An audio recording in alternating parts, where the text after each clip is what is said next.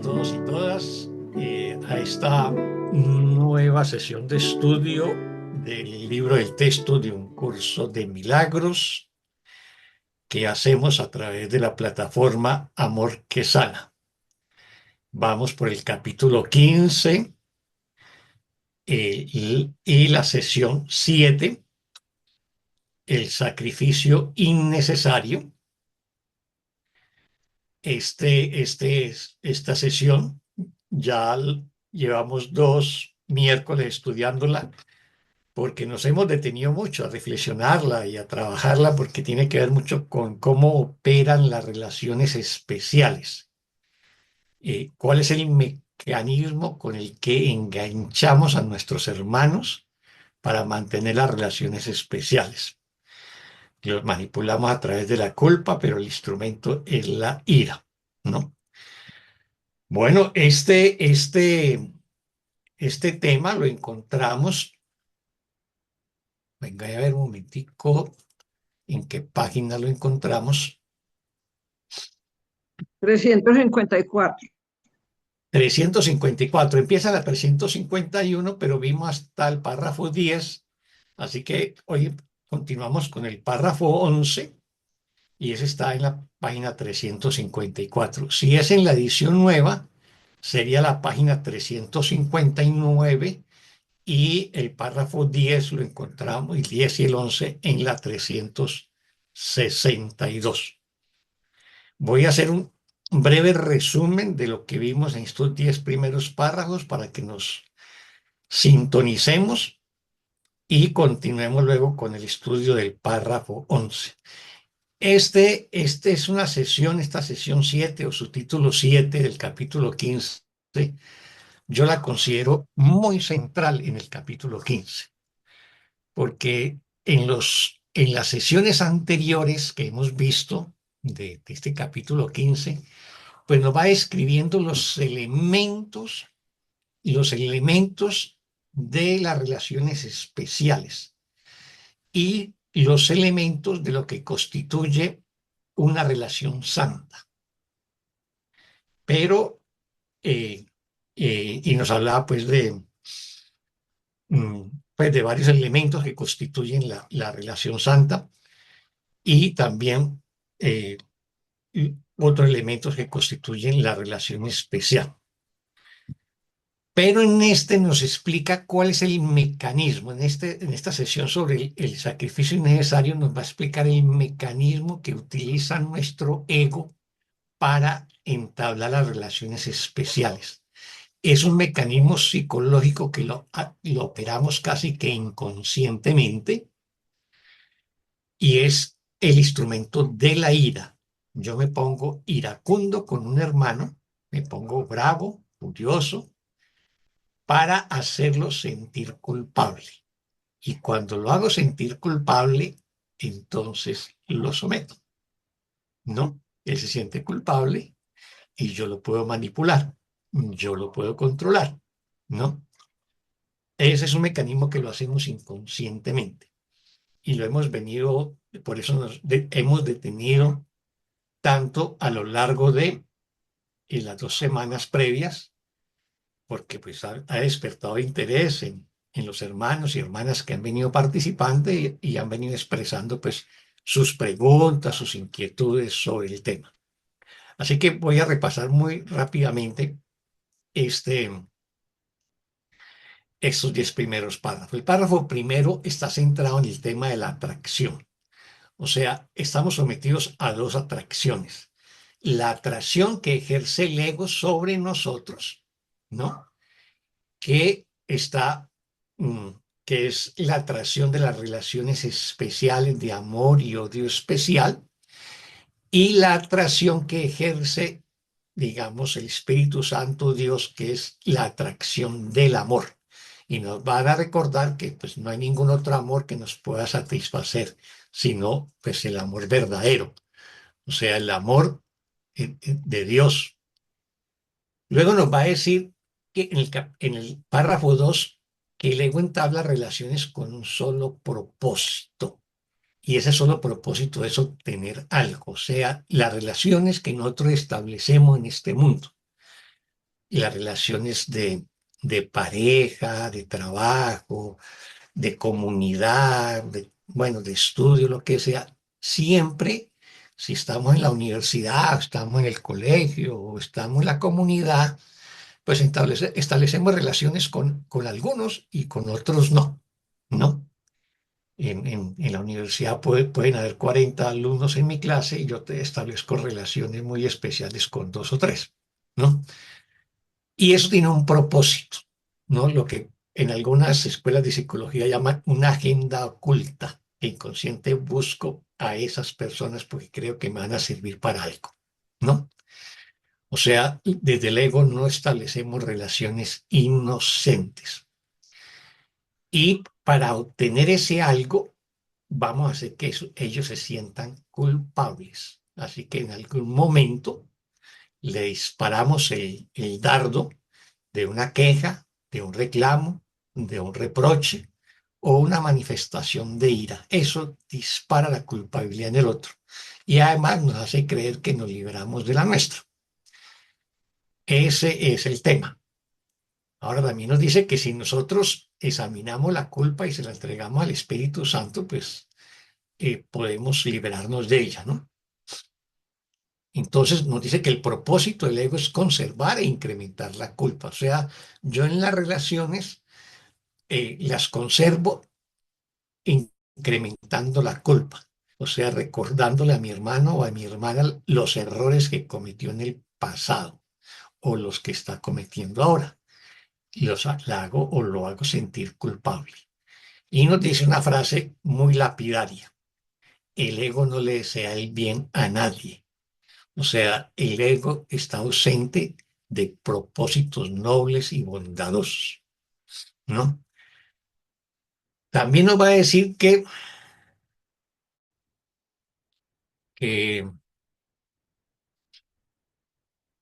el tema del sacrificio.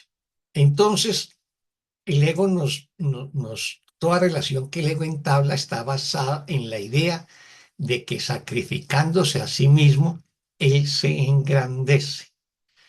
Recordemos ese discurso que es muy popular en nuestro medio, que yo me sacrifico por mi familia, por mis amigos, por mi patria, no me sacrifico para obtener algo, no me sacrifico por mi pareja, etcétera, y que el sacrificio pues se considera mi purificación, que es el arquetipo que nosotros manejamos en la cultura judeocristiana, que es que a través del sacrificio yo me purifico, me limpio de mis pecados.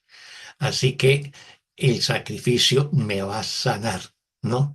Y finalmente seré recompensado por Dios. El curso nos dice que eso lo único que hace es acumular un amargo resentimiento que después va a explotar, ¿no? Bueno, ¿qué más nos dice? Eh, y nos va a decir pues, que el ego va a ocultar el exigirle el sacrificio al otro, ¿no? eh, lo va a ocultar y lo va a mostrar como un acto de amor, ¿no? Pero nos va a decir que el sacrificio es un ataque directo y no un acto de amor, ¿no? O sea, cuando yo le estoy reprochando a mi pareja todo lo que he hecho por ti, todo lo que me he sacrificado y todas esas cosas y le estoy reclamando para hacerla sentir culpable, eso no es un acto de amor, eso es un ataque directo, ¿no? Y lo hacemos con frecuencia, ¿no? También lo hacemos de los padres de los hijos, ¿no? Yo me he sacrificado por ti para que estudies, trabajes y tenga un proyecto de vida, ¿no? Lo que busco es hacerlo sentir culpable y manipular a mis hijos, ¿no? No todos manipulamos en este mundo. Todos buscamos hacer sentir culpable a los demás y de esa manera tenemos atados los cuerpos, ¿no? Tenemos atados los cuerpos porque creemos que lo que se une son los cuerpos. Lo que esté pensando el otro no me importa desde mi ego. Lo importante es tenerlo aquí, a mi lado, controlado, ¿no? Ese es el tema y dice que esa pues obviamente son relaciones de mente, ¿no? Así que proclamamos el sacrificio y se lo imponemos, nos lo imponemos a nosotros mismos y se los imponemos a los otros.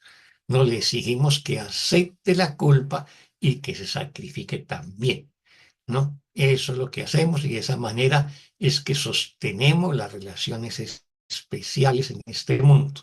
Si lo hacemos, nos va a decir que el perdón se hace imposible, ¿no? Pues el ego cree que si perdono, voy a perder al otro que estoy controlando, ¿no? O sea, si lo perdono, lo libero, no permito que sea una mente libre. Y si permito que sea una mente libre, voy a temer que lo voy a perder. Así que prefiero controlarlo, ¿no? Y por lo tanto, pues lo manipulo a través de la culpa. Entonces, nos dice que el ego puede asegurar la continuidad de la culpa que mantiene a todas sus relaciones intactas, es atacando y negando el perdón. Y atacando es poniéndome furioso, ¿no? Desatando mi ira para hacerlo sentir culpable, ¿no? Luego va a entrar un tema que es muy, muy importante y ese es el tema que vamos a ir trabajando. Por eso ténganlo muy en cuenta porque va a estar presente en los párrafos siguientes y es el tema de la comunicación, ¿no? Para el ego una relación es que los cuerpos estén juntos.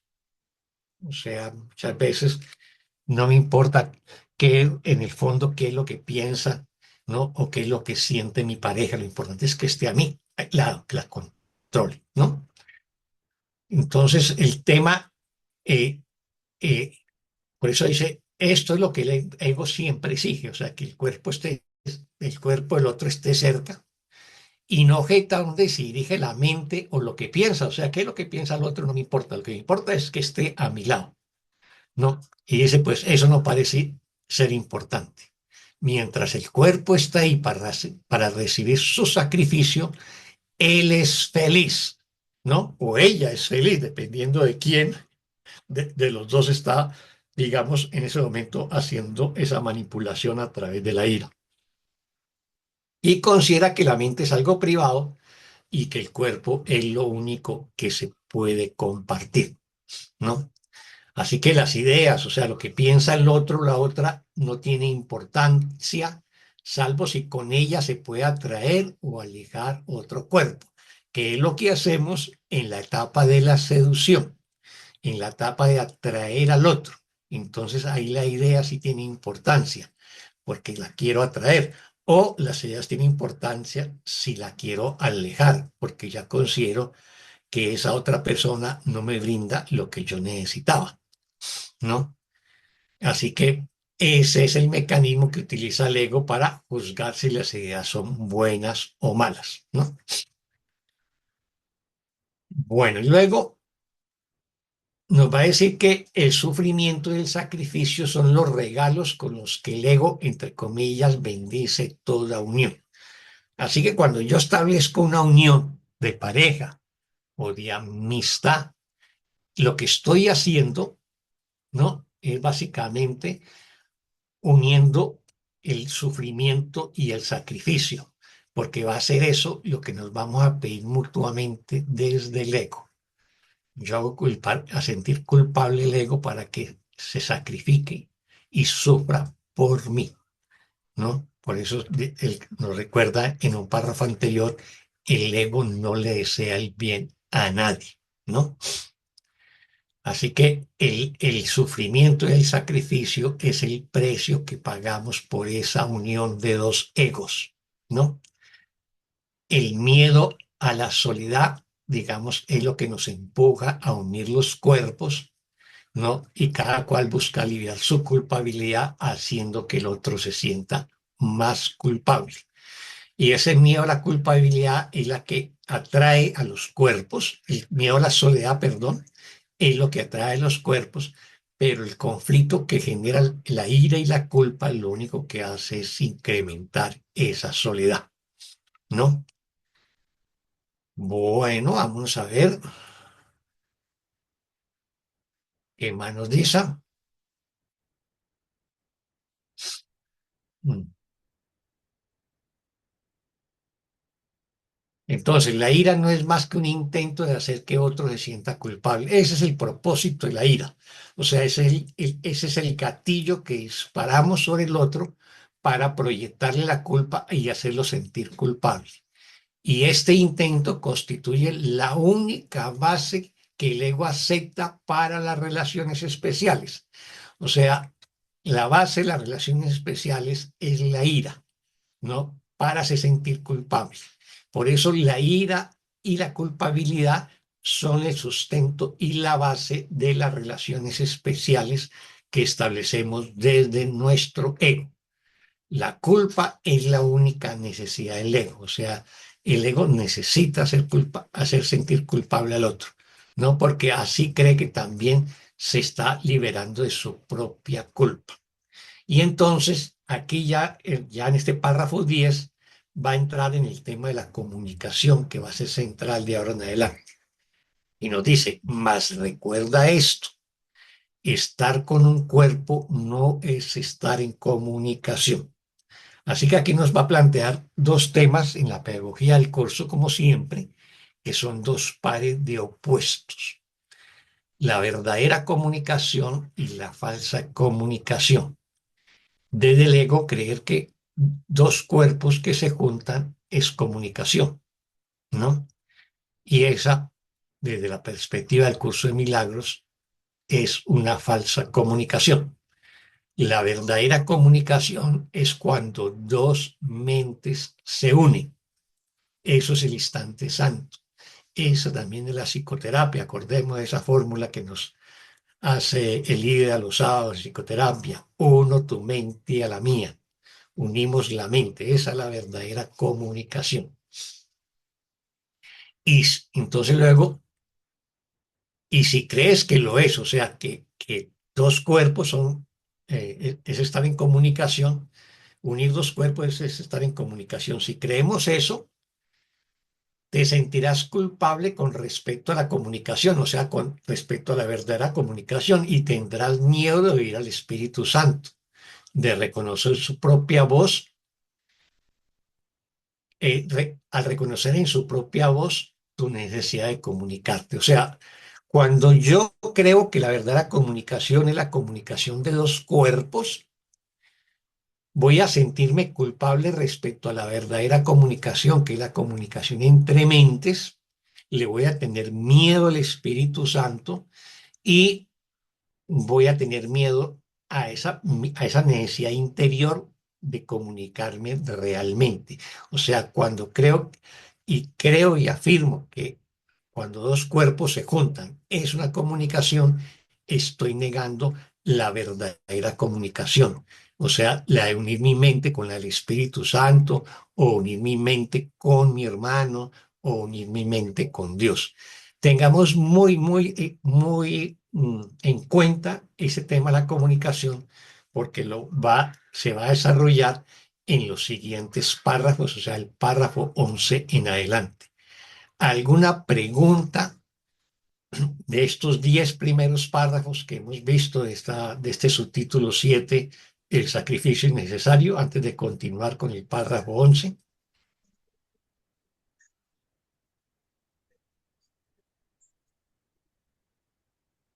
No tenemos preguntas, entonces vámonos con el párrafo 11.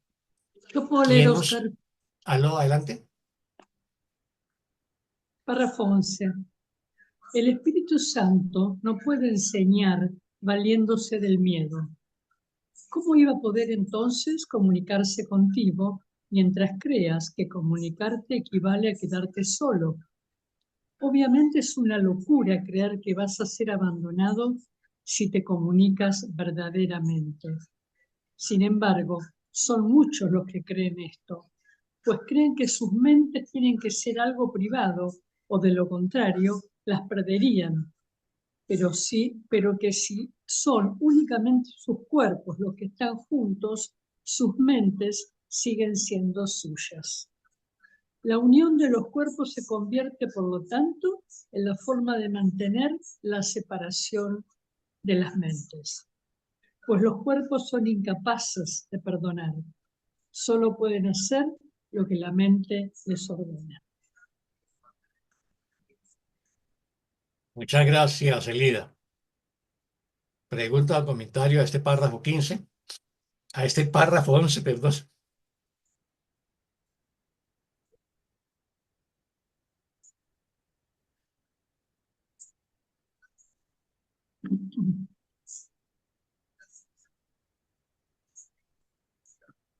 Eh, Acá, Oscar, como está expresado, permitime, porque entre destacar y leer, la unión de los cuerpos se convierte, por lo tanto, en la forma de mantener la separación de las mentes, etcétera, etcétera. Pues los cuerpos son incapaces de perdonar, pues creen que sus mentes tienen que ser algo privado o de lo contrario las perderían, pero que sí son únicamente sus cuerpos los que están juntos, sus mentes siguen siendo suyas.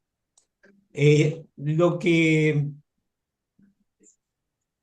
yo al respecto en la práctica, lo que entiendo es que en mi mente yo lo que tengo que practicar es definitivamente dejar de conferirle al cuerpo algún tipo de valor, porque lo valioso es la práctica del perdón, ¿verdad? Entonces, el cuerpo al ser neutro, supongo que hace alusión a eso, ¿no es cierto? Porque, digamos, sería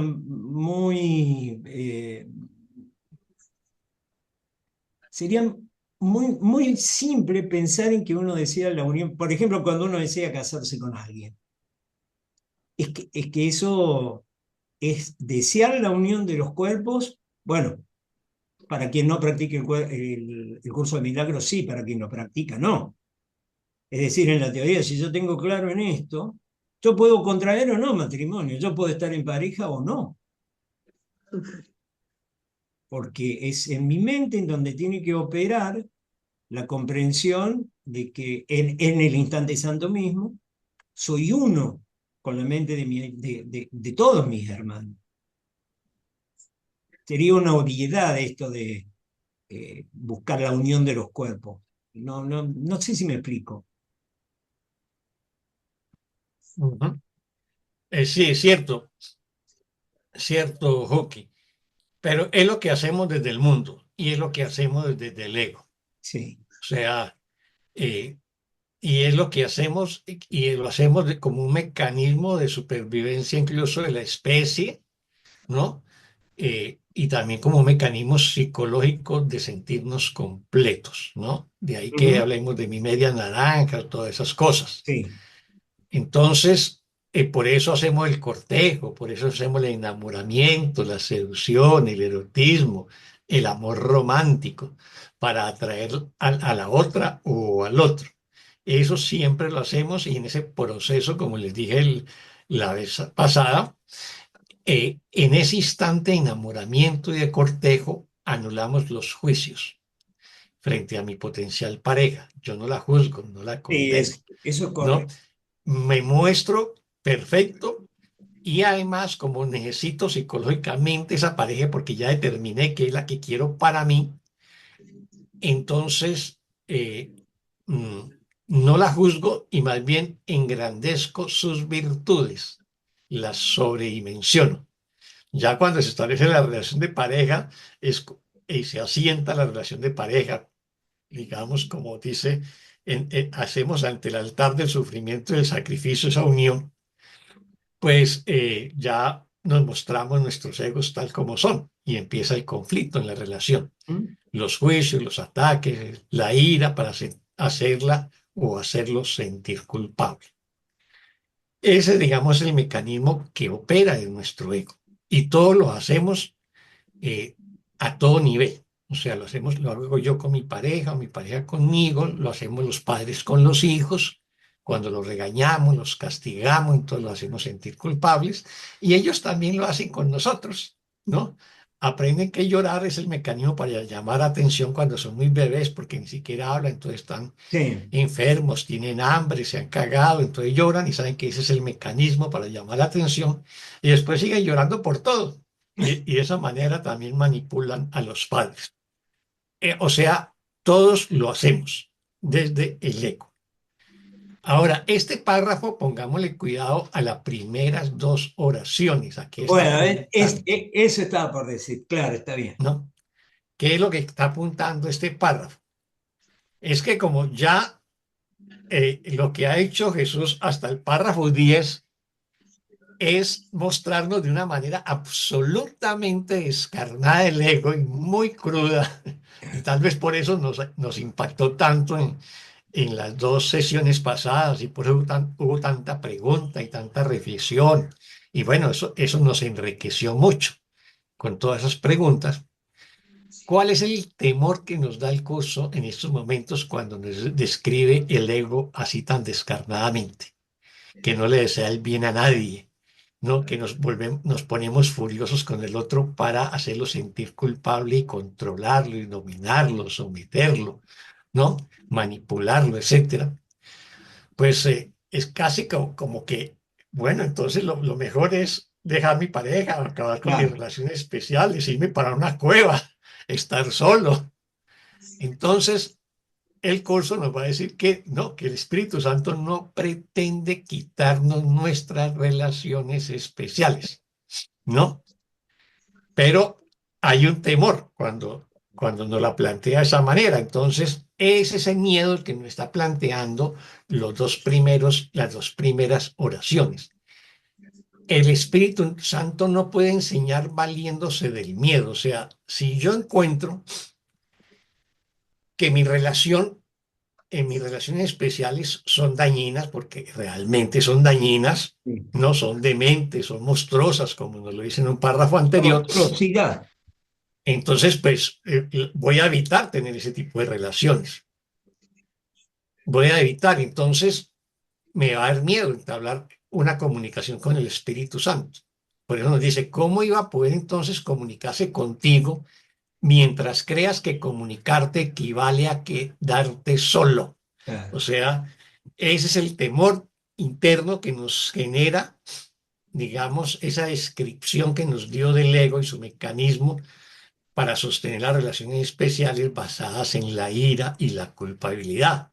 Y entonces voy a pensar, entonces el costo es quedarme solo, ¿no? claro, Con el miedo que le tengo a la soledad. a la Yo soledad, prefiero tener a mi pareja y seguir peleando con ella, pero ahí seguimos juntos, claro, ¿no? Es más o menos la reflexión que hacemos desde el ego. Entonces nos da miedo el amor, nos alejamos del amor, nos alejamos del Espíritu Santo. Hay, como dice la canción esa, no me cantes ese vals porque me mata. O sea, ese es el temor que nos da cuando ya Jesús nos describe ese mecanismo de nuestro ego.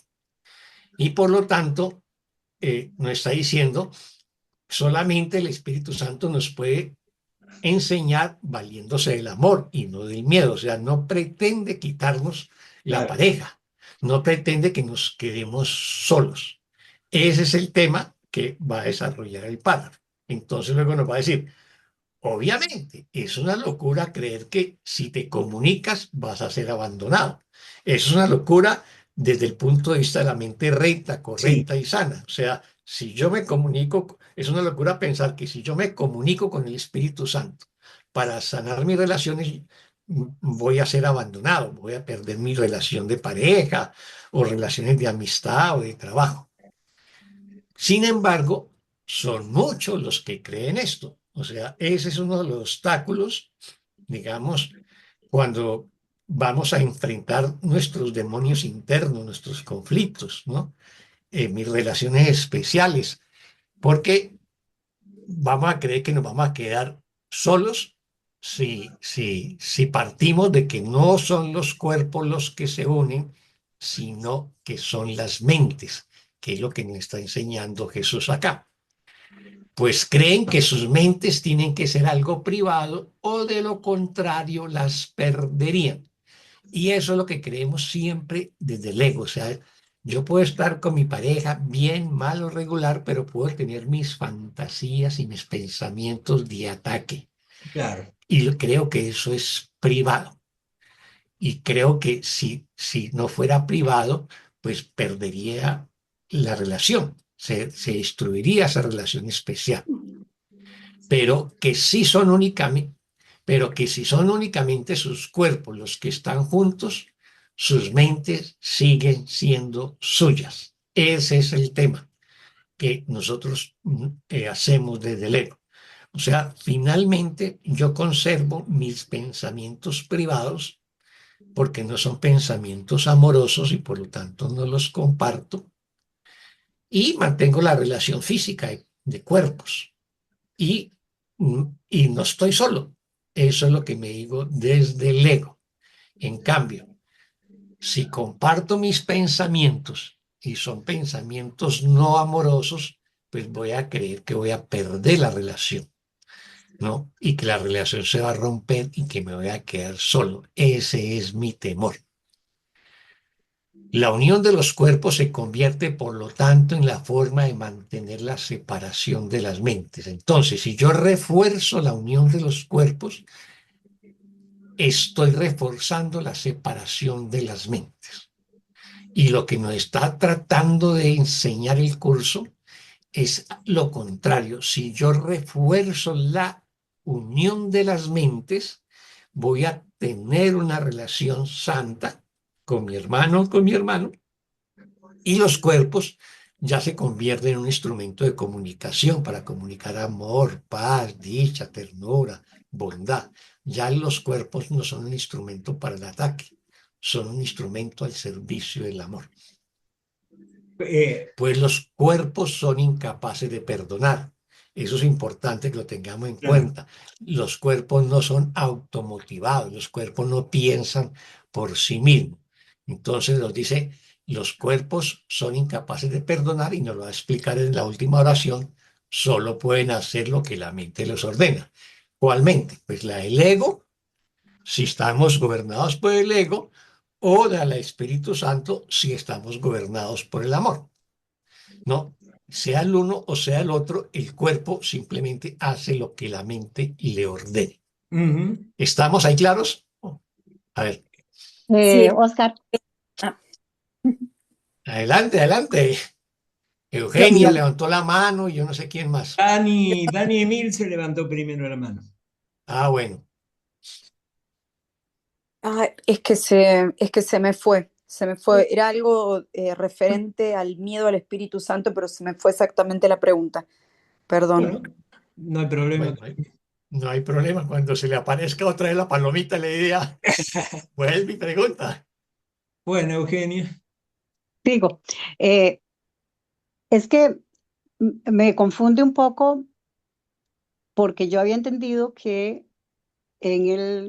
como vivimos la experiencia, justamente una de las características del ego son los cuerpos separados, el yo separado.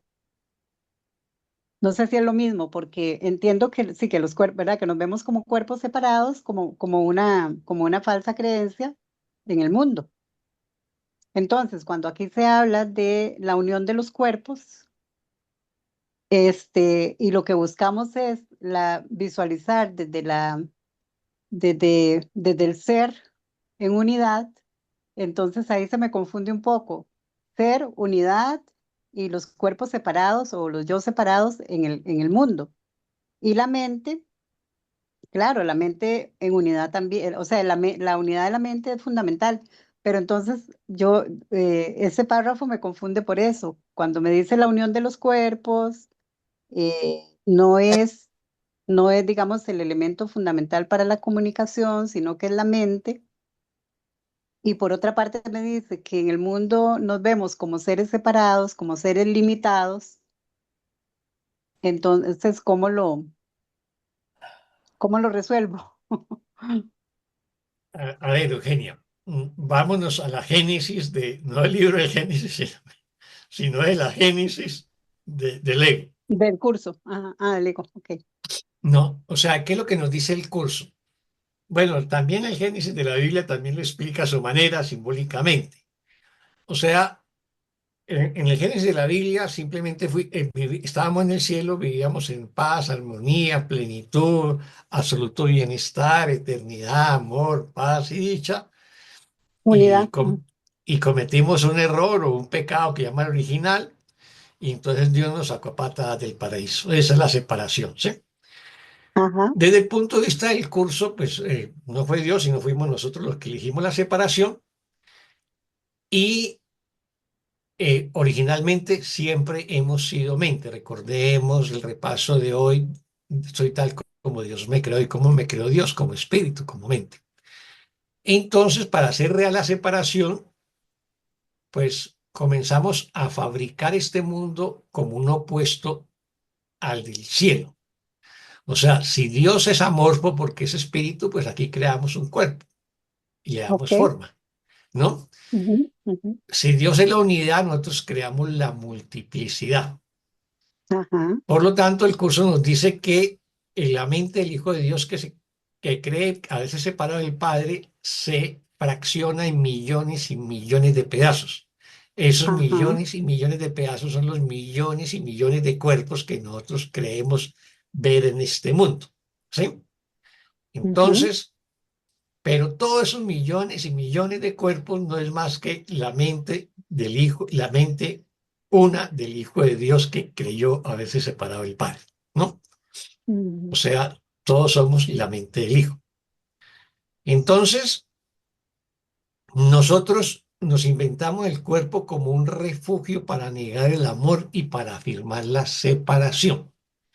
Pero tras la separación, pasamos de la plenitud al estado de carencia. Nos sentimos incompletos. ajá, Así que nos falta de todo. Nos falta dinero, nos falta una casa, nos falta una finca, nos falta un carro, nos faltan las vacaciones, nos faltan los hijos. Bueno, siempre estamos en función de la carencia y lo que nos mueve en este mundo es el principio de la carencia. Como hemos perdido la plenitud, creemos que volvemos a ser completos uniéndome con otro cuerpo. Y eso es lo que hacemos en las relaciones ajá, de pareja y en los ujú, matrimonios. ¿Qué ok, es lo que nos está diciendo el curso? Esa es una falsa unión, ujú, ¿no? Porque son dos cuerpos intentando unirse, intentando comunicarse. ¿Qué es lo que nos dice el curso? Que la única comunicación real no es entre los cuerpos, sino entre las entre las mentes. mentes. O sea, cuando Ok, el curso utiliza la palabra comunicación, no se está refiriendo a la comunicación entre cuerpos, se está refiriendo a la comunicación entre entre mentes. mentes. Yo Ok, comunico, uno mi mente a la de mi hermano, o uno mi mente a la del Espíritu Santo, o la de Jesús, o la de Dios, cuando le rezo, por ejemplo, cuando invoco al Espíritu Santo para que me guíe, estoy uniendo mi mente a la mente del Espíritu Santo. Cuando estoy perdonando a un hermano o una hermana, estoy uniendo mi mente a la mente de ese hermano, de esa hermana. Y, y en ese momento, en ese instante santo, hago el perdón, ¿no?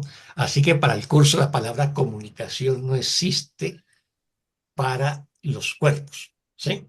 Es una falsa comunicación. Nos queda más claro, Ma- eh, María Teresa o María Eugenia. María Teresa No, no fui yo. Yo tengo ahorita una fue preguntita. Eugenia, Eugenia. Eugenia, sí, fue María Ah, no, Eugenia o Eugenia. ¿Ya te quedó Eugenia, ya te claro? pregunté. Sí, perfecto. O sea, en realidad los cuerpos son la comunicación de los cuerpos es una proyección de la mente. Exactamente, el cuerpo no es más que una proyección de la mente, todo Ok, es mental. De la mente se fabrica los cuerpos como se fabrica este mundo, pero, ok, nos, pero la causa es la mente, el origen es la mente. Pero desde el punto de vista del ego, nosotros creemos que somos un cuerpo que tiene una mente, ¿no? Y que esa mente está atrapada en el cuerpo. Así que el curso nos va a decir que el cerebro no piensa y la mente no está en el cerebro y tampoco son los ojos los que ven, ¿no? Es la mente la que ve. Entonces, ese principio es muy importante que lo tengamos en cuenta. Siempre, siempre el curso se está dirigiendo a nuestras mentes. El curso nunca va a reconocer la realidad del cuerpo y por lo tanto una unión de dos cuerpos es una es una unión de dos ilusiones, por lo tanto, no es real. No hay comunicación real. ¿Estamos ahí o alguna inquietud todavía? Oscar, buenas tardes. Adelante.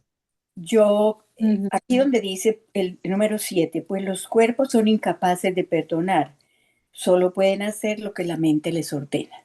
Yo quería hacer comentarle algo. Para mí el curso de milagros ha sido como un cambio de percepción de la mente, pero para poder yo llegar a ese perdón, quiero decir que a mí personalmente me ha servido muchísimo el instante santo, porque en el instante santo logro unirme, pedirle la ayuda a ese Espíritu Santo y yo siento la ayuda. Entonces, cuando yo siento que yo tengo esa luz, esa ayuda, yo ya, yo personalmente ya he sido capaz mucho más de perdonar. No tengo que estar pidiendo perdón verbal, no, pero hay muchas formas de perdonar, ¿verdad? Si estoy mal con alguien, yo ya soy capaz de ponerle una notica simplemente, ¿verdad? Una notica, si yo tuve la culpa, lo siento, no sé qué me pasó, cualquier cosa que yo no lo hacía nunca. Entonces, para mí el instante santo es algo supremamente grande y valioso que he encontrado yo en el curso de milagros y pues para mi vida personal, porque el solo hecho de que yo sea capaz de perdonar quiere decir que ya he dejado de juzgar, que ya he dejado de señalar, ¿cierto? Al menos que me doy cuenta, ¿no? De pronto que me doy cuenta de que lo puedo hacer y que lo he logrado hacer. Eso era lo que yo quería comentar. Así es, María Teresa. En la medida en que yo perdono y dejo de juzgar, establezco relaciones más auténticas, ¿no? Y más amorosas con cualquier hermano o hermana. O sea, lo que nos separa no solamente son los cuerpos, sino los juicios que hacemos, ¿no? Desde nuestra mente y que lo expresamos también a través de nuestros cuerpos, obviamente. Cuando dejamos de juzgar, ahí ya no hay separación y puedo unir mi mente a la de mi hermano o a la de mi hermana. Por eso dejar de juzgar es tan importante. Y de ahí, y pues mm, no juzgar ya lo podemos considerar como un estadio avanzado en cualquier estudiante de un curso de milagros. Ahora, si yo no juzgo, digamos, de palabra y acción, como se dice popularmente, o sea, no expreso mi euforia externamente, ya sea desde el punto de vista verbal o corporal, pero la mantengo en mi mente, por lo menos me doy cuenta y entonces me perdono, me sigo perdonando. Pero sí, también juzgué, condené o ataqué a un hermano de alguna manera, pues me hago consciente de ello y me perdono, o sea, no me voy a culpar por haber cometido ese error. O sea, reconozco el error y me lo perdono y sigo adelante. Es eso. Esa es la tarea que debemos hacer. Es la tarea que nos pide el curso de milagros que hagamos, ¿no? Alguien pregunta, eh, bueno, pues aparece como Anolisec, ¿dónde está la mente? Esa es una pregunta antiquísima, ¿no? Cuando leí la pregunta ahí en el chat de Zoom, eh, esa pregunta se la hizo Bodhidharma, que digamos, fue como sí, como el maestro espiritual budista que llegó a la China y que introdujo el budismo en China, ¿no? Eso hace como 2000 años por lo menos. Y le pregunta, ¿dónde está la mente? ¿No? ¿Alguien me la puede mostrar? ¿Alguien me la puede enseñar? ¿La puedo ver? ¿La puedo tocar? ¿Está en la cabeza? ¿No? Y realmente y la mente, como dijo alguien por ahí, está en todas partes. Lo que pasa es que nosotros creemos que la hemos confinado en el cuerpo y por lo tanto lo que vemos con los ojos y lo que vemos lo que sentimos con los órganos de los sentidos del cuerpo es muy limitado, ¿no?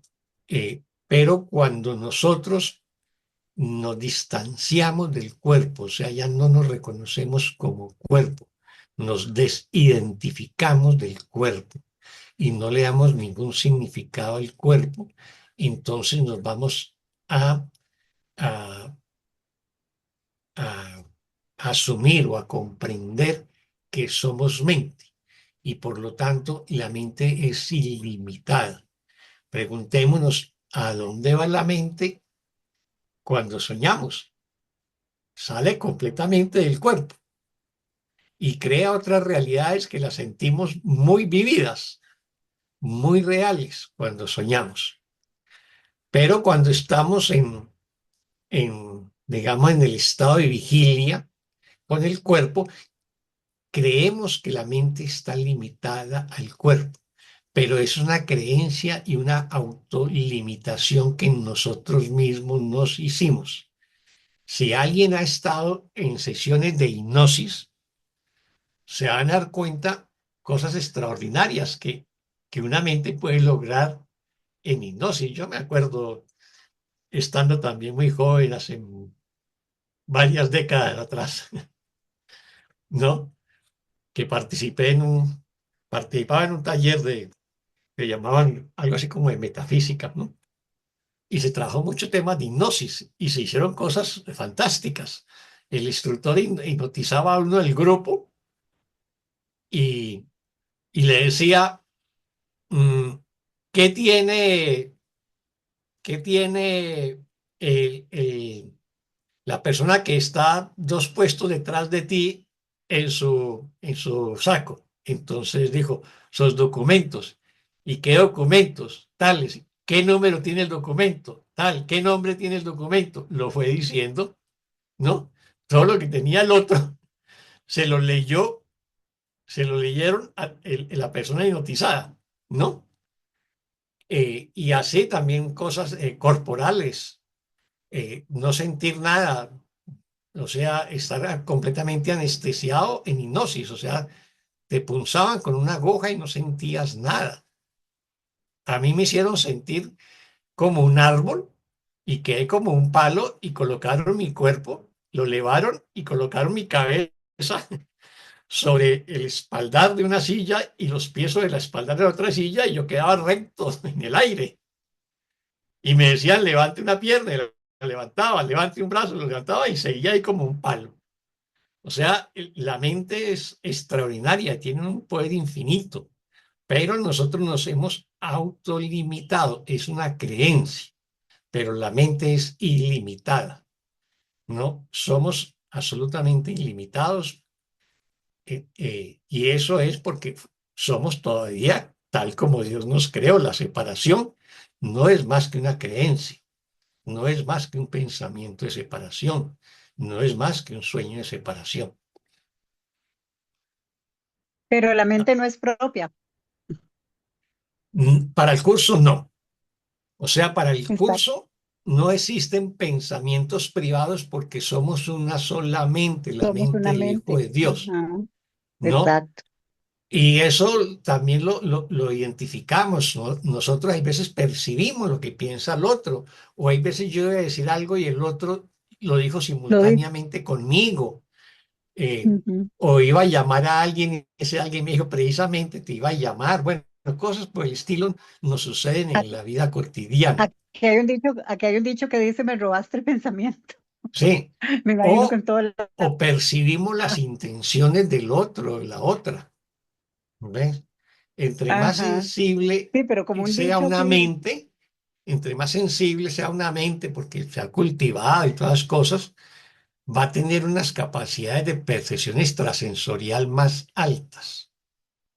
Y esos son todas las personas que tienen facultades extrasensoriales y que lo utilizan, pues, como para prestar un servicio o simplemente para hacer teatro y cobrar por ello, ¿no?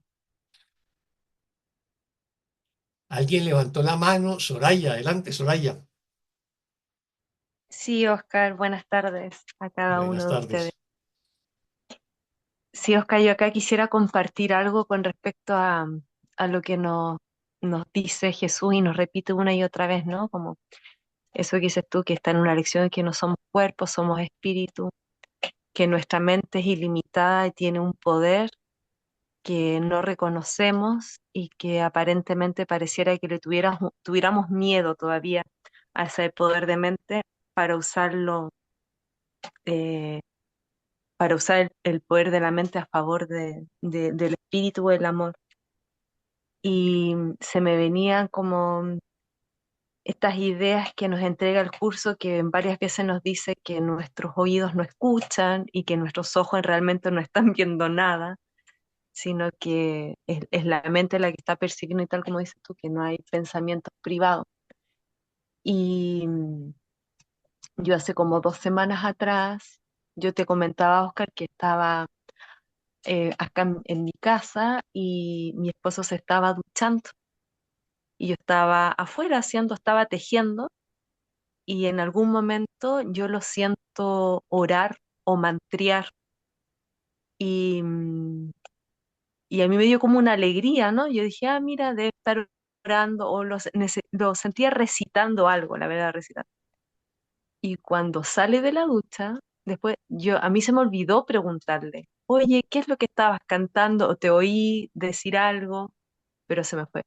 Y al otro día estábamos hablando de algo y me habló algo de unos mantras que cantaba con su maestro y todo. Y yo le dije, sí, sí, yo ayer te iba a preguntar qué es lo que estabas mantriando, qué estabas cantando. Entonces él me queda mirando, me dice, sí, yo estuve, pero estuve cantando, orando en silencio, no pronuncié palabras. Y yo dije, wow, yo lo escuché, una parte de mi mente lo percibió, no con los oídos, pero yo percibí que él estaba conectándose o cantando, su boca no lo transmitió oralmente, pero yo lo oí, y sé que entonces no fueron mis oídos, fue mi mente que lo percibió. Así Eso me es. sucedió. Sí. Sí, es una bonita experiencia la que me había compartido Soraya y gracias por compartirla aquí en el grupo. La verdadera comunicación no requiere de palabras. Es más, las palabras sobran. Como nos dice el curso, las palabras son símbolos de símbolos y por lo tanto están doblemente alejadas de la realidad. La verdadera comunicación no necesita palabras. Pero nosotros en este mundo creemos que necesitamos las palabras, pero realmente no se necesita. Yo les compartí un pequeño texto que se llama La verdadera comunicación sobre eso. Ujú.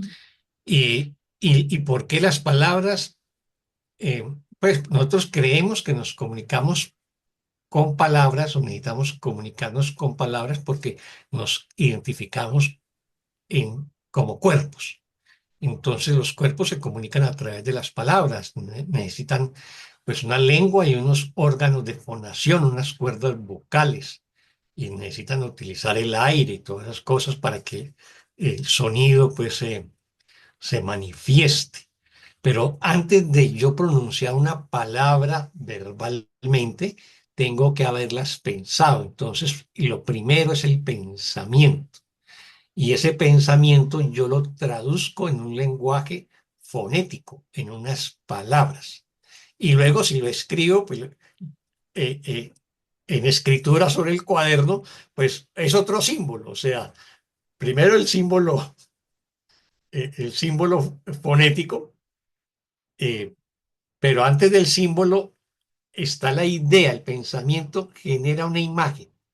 Esa imagen la traducimos luego en otro símbolo que es la palabra oral y luego en la palabra escrita. Y ahora pues eh, ver a través del audio o el video, ¿no? Pero todo eso nos aleja cada vez más de la fuente y la fuente es la mente que genera el pensamiento, la imagen, la palabra, ¿no? Etcétera. pero pues Dios es amorfo, por lo tanto no tiene ni boca, ni lengua, ni cuerdas vocales, ni nada de esas cosas. O sea, la verdadera comunicación es mental. Así que cuando nosotros logramos algunos niveles de comunicación mental con algunos seres cercanos, tenemos que sentirnos pues congraciados porque hemos logrado trascender las limitaciones del cuerpo y reconocernos como mente.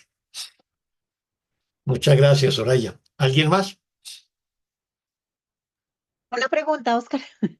Mente, Adelante. cuerpo, entonces digamos que cuerpo es forma y mente es contenido, podríamos decir.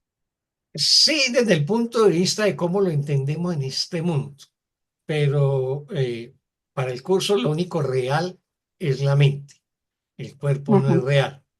En este ajá. mundo nos Sí, consideramos que para somos cuerpo y mente, forma. ¿no? Eh, Mm. Cuerpo y mente, eso desde la modernidad, porque los griegos, eh, como todo, digamos, la base de la cultura occidental, básicamente la cultura griega. Entonces, en el mundo griego, nos concebían como cuerpo, mente y espíritu, soma, psique, nous. Después en el medioevo, con todas las barbaridades que hizo la Iglesia Católica y su persecución contra la ciencia, entonces ya cuando la modernidad y la ciencia se desarrolla, pues van a negar lo espiritual, lo religioso. Así que la psicología Ok. moderna se construye sobre lo psicosomático. Ujú. Eso es, hablan de lo psicosomático en la medicina y en la psicología moderna.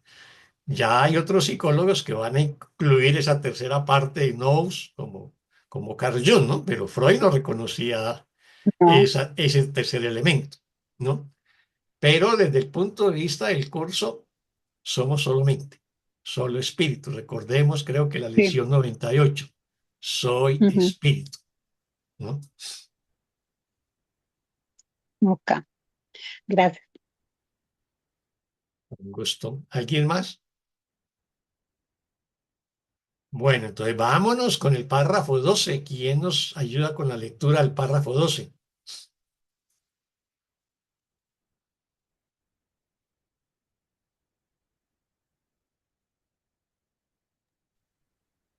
Si quiere yo la hago, Oscar. Adelante, María Teresa, gracias. 12, ¿verdad? ¿No? Sí, Sí. El párrafo 12 dice, la ilusión de que el cuerpo goza de autonomía y de que es capaz de superar la soledad es tan solo una estratagema del ego para establecer su propia autonomía.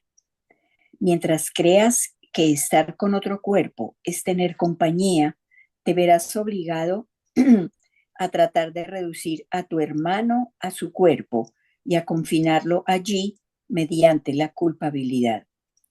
Y te sentirás a salvo en la culpabilidad y en peligro cuando te comunicas. Y te sentirás a salvo en la culpabilidad y en peligro cuando te comunicas, pues el ego siempre enseña que la soledad se supera mediante la culpabilidad y que la comunicación es la causa de la soledad. Y a pesar de la evidente demencia de esta lección, son muchos los que la han aprendido. Y a pesar de la evidente demencia de esta lección, son muchos los que la han aprendido. muchas gracias, Con gusto. María Teresa. ¿Pregunta o comentario sobre este párrafo 12?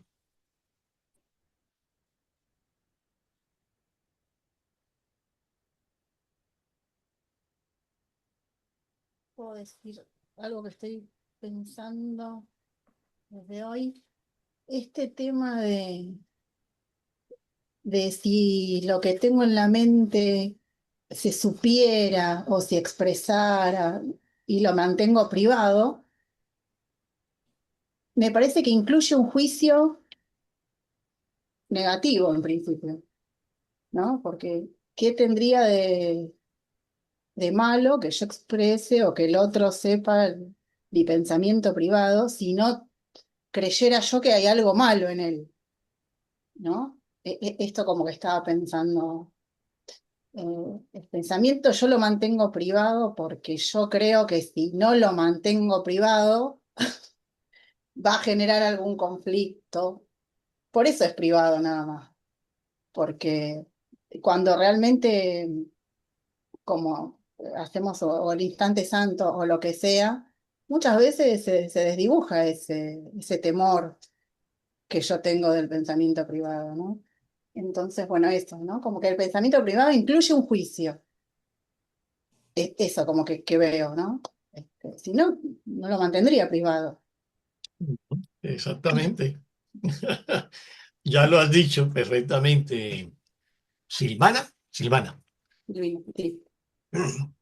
Obviamente, desde el ego consideramos que el pensamiento privado es un derecho, ¿no? Y lo defendemos y lo elevamos a categoría constitucional o legal, ¿no? Y lo exigimos, el derecho a la privacidad, el derecho a la intimidad, el derecho a pensar lo que yo quiera, ¿no? El tema es que, como lo dijo Silvana, lo mantengo privado porque son juicios, porque son pensamientos de ataque o son pensamientos de miedo, pero de todas maneras el miedo va a conducir al ataque. O sea, el miedo a ser atacado me lleva a atacar. Eso lo acabamos de ver la semana pasada con el famoso ataque preventivo de Israel contra Irán, ¿no? O el ataque preventivo de Estados Unidos contra Irán. O sea, el miedo conduce al ataque. Todo pensamiento de miedo es un pensamiento de ataque. No, todo juicio es un ataque. Y eso es lo que queremos mantener en privado. Eso es lo que queremos mantener reservado. Si son pensamientos de amor, de ternura, de bondad, de inocencia, de alegría, eso los compartimos y no tenemos ningún problema en compartirlos. ¿Ves? O sea que el amor no necesita esconderse de nada ni de nadie. Y la naturaleza del amor es compartir, unir, integrar. Esa es la gran diferencia. Entonces, ese derecho fundamental que proclamamos en nuestras democracias liberales como el derecho a la privacidad, ¿no? Y a conservar mis pensamientos privados no es más que un mecanismo de defensa del ego y de afirmación del ego. El ego no podría sobrevivir sin los pensamientos privados. ¿Por qué? Porque sería la guerra de todos contra todos, ¿no? Y sería una guerra a muerte. Eso es. Entonces, eso es un mecanismo de protección y de preservación del ego. Así que yo tengo esos pensamientos privados de juicio y ataque contra un hermano y una hermana, ¿no? Y me muestro amoroso, amable o caballeroso, pero en el momento determinado mando mi ponzoña, ¿no? Y le clavo la ponzoña como hace el escorpión. Y le va a preguntar al escorpión, ¿por qué me lo hiciste? Si dices que esa es mi naturaleza, ¿no? Y esa es la naturaleza del ego. Por eso quiere mantener los pensamientos privados. Ese es el tema. Todo el tema de los derechos humanos que proclamamos digamos, en el mundo liberal, en las democracias liberales donde vivimos, pues los consideramos un avance de la civilización, pero es un avance de la civilización egoica, porque finalmente los derechos humanos se los estoy exigiendo al Estado o a los otros, ¿ves? Y ellos supuestamente me tienen que proteger, pero no. Me salto la Carta de Naciones Unidas y bombardeo otro país porque creo que me va a hacer daño, ¿ves? Y me salto los derechos humanos y hago una masacre o un genocidio. Ese es el tema fundamental. Entonces, y eso es lo que impide también que nosotros veamos a nosotros mismos. Creemos que nuestra realización, nuestra paz, ¿no? Nuestro bienestar depende de los otros. Y por eso lo Ujú. convertimos en derecho que los exigimos, a los otros, pero difícilmente se los concedemos a los otros. Desde nuestro ego no se los vamos a conceder. Si nos dan la oportunidad, no, recordemos lo que nos dijo el párrafo anterior, el 11, o el décimo. El décimo, el ego no le desea el bien a nadie. Esa es la naturaleza de nuestro ego, que lo controlamos y que aparentamos ser civilizados y nos tratamos bien y nos respetamos porque creamos unos mecanismos para preservar la convivencia de estos egos. Eso lo llamamos Estado, justicia, policía, o lo que o lo que queramos llamar, y que podré ser sancionado, ¿no? Por ello y castigado. Pero la naturaleza del ego es absolutamente agresiva, descarnada, absolutamente. Lo que pasa es que como en nuestra mente parecen convivir esas dos mentes, la mente egoica y la mente amorosa, pues como que hay una especie de equilibrio que hace que vivamos en una especie de dualidad, en una lucha interna. Pero si nosotros no elegimos el amor y no elegimos el perdón, vamos a estar en esa batalla interna todo el tiempo. En la medida que nos perdonamos y nos sanamos, pues la mente se va unificando y se va unificando en el amor. Y por lo tanto lo que voy a comunicar es amor. Y mi cuerpo se convierte en un instrumento al servicio del amor, de la paz, ¿no? De la ternura, de la bondad, del servicio. Eso es. Gracias, Silvana. ¿Alguna pregunta más? Oscar, Este párrafo 12. Oscar, mi santo, Cuente. si bien los cuerpos no existen, ella es Silvina, más que Silvana. Ah, ya. Es Silvinas. Gracias. Perdone, gracias. Oscar, un comentario quería hacer. Adelante, Elida. Que hablando de los pensamientos privados, ¿no? que mencionabas recién en el párrafo que leímos, que creo que a medida que los estudiantes de un curso milagros practicamos el perdón, bueno, voy a hablar específicamente de lo que yo hago, la psicoterapia que yo hago, cuando hacemos la entrega a la expiación, lo que estamos haciendo es compartiendo o exponiendo pensamientos privados y nos damos cuenta ahí que no son privados. Sobre todo cuando hacemos la psicoterapia grupal, es que a todos pensamos lo mismo, que a todos nos pasa lo mismo. Y es un excelente ejercicio para compartir y que se parece mucho a lo que en la religión católica es la confesión. Solo que, bueno, en la confesión a un sacerdote está implícito que hubo un pecado. En este caso no, lo aceptamos Eres como un error. pecador y culpable. Exacto, lo reconocemos como un error y se corrige a través de la expiación, pero creo que el sentido es similar. Estoy exponiendo mis juicios, mis resentimientos, mis pensamientos erróneos, mis culpas, me estoy animando a hacerlo, a liberar. ¿Y qué liberador que es? ¿Qué liberador que es? Es una práctica que necesitamos hacerlo desde tu curso de milagro para liberar nuestra mente, ¿no? Exactamente. Sí, claro, la psicoterapia, el curso del perdón es absolutamente liberador. Ahora que hablas del mecanismo de la confesión, eso era mecanismo, y bueno, todavía es un mecanismo de control de la iglesia, ¿no? Eso no aparece en las enseñanzas de Jesús, eso no está en los evangelios. Eso es un invento de la iglesia en el medioevo. Sí, no me quería meter en ese ámbito, sino hacer un paralelismo en cuanto a que Sí, sí. cada No, uno y en su lugar. jugaba un papel psicológico. Claro, O sea, exactamente. jugaba en el medioevo y todavía para muchos creyentes católicos, por ejemplo, juega un papel de desfogar el conflicto interior. Se siente culpable y necesita sacar la culpa. En el ego la hacemos proyectando esa culpa sobre un hermano u otro hermano, pero otra manera era ir o es ir donde el cura y confesarse, ¿no? Entonces yo me desahogo, le estoy entregando a Dios a través del sacerdote esa culpa y él en nombre de Dios me absuelve y yo quedo en cierta paz. O sea, era la psicología de los últimos 1000 años por lo menos, hasta que llegó la psicología moderna a finales del siglo XIX y en el siglo XX y ahora. ¿Ves? Pero jugaba un papel emocional. O sea, mm, esa confesión hecha desde una, digamos, devoción religiosa auténtica, tanto del creyente como del sacerdote, permitía eso. Era una especie de psicoterapia.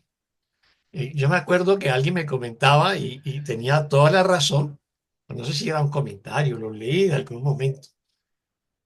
Hace 1000 años una mujer tenía un amante, estaba casada, tenía un amante, se sentía culpable e iba donde el sacerdote y se confesaba, ¿no? En el siglo XX, esa mujer tenía un amante, se sentía culpable e iba donde el psicólogo. En el siglo XXI, esa mujer está casada, tiene un amante y ya no va donde el cura ni donde el psicólogo, simplemente se lo comenta a las amigas. Y entonces desfoga toda esa, digamos, tensión que le genera eh, en la relación de infidelidad. Pero son mecanismos que fueron válidos en su época. Y otro tema de por qué preservamos y protegemos tanto nuestros pensamientos privados, como vos bien lo explicaste, es que porque creemos que son reales. Ah, claro, En la medida que creemos que vamos quitando valor, ya no es tan terrible decir, bueno, mi personaje cree odiar a su madre porque cree que su madre lo abandonó cuando era pequeño, y en cuanto lo dices, si lo reconoces como un error de percepción, ya está, ya está. Depende del grado de valor que le des, ¿no? Por supuesto.